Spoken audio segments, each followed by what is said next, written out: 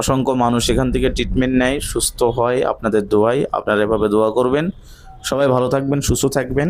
দীর্ঘ 2 বছর পরে রহিমা খাতুন সুস্থ হয়ে গেল। সে আমার কাছে এসেছিল 15/7/26, অর্থাৎ এখান থেকে 15 দিন আগে আমার কাছ থেকে চিকিৎসা নিয়েছিল।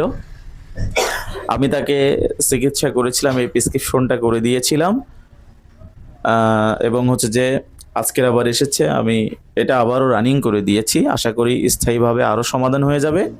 শরীরে অস্থিরতা সবসময় কাজ করতো, কিছুই ভালো লাগতো না, এবং তার পিছনের সাইড খুব ব্যথা ছিল এবং ঘাড় সবসময় যন্ত্রণা করত। সেই জায়গা থেকে এখন আল্লাহর রহমতে সে অনেক সুস্থ।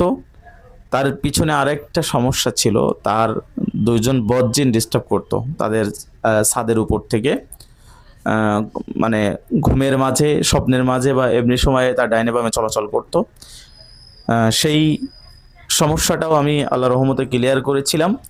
সে 2টা জিনকে আমি বন্দি করে দিয়েছিলাম।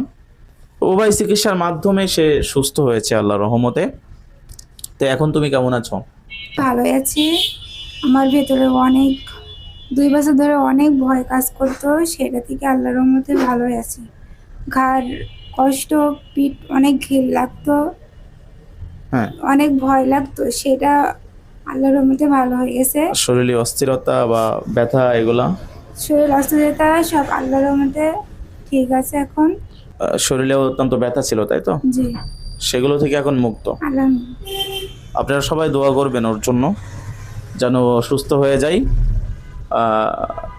আল্লাহ তাআলা তাকে স্থায়ীভাবে যেন সমাধান দান করেন।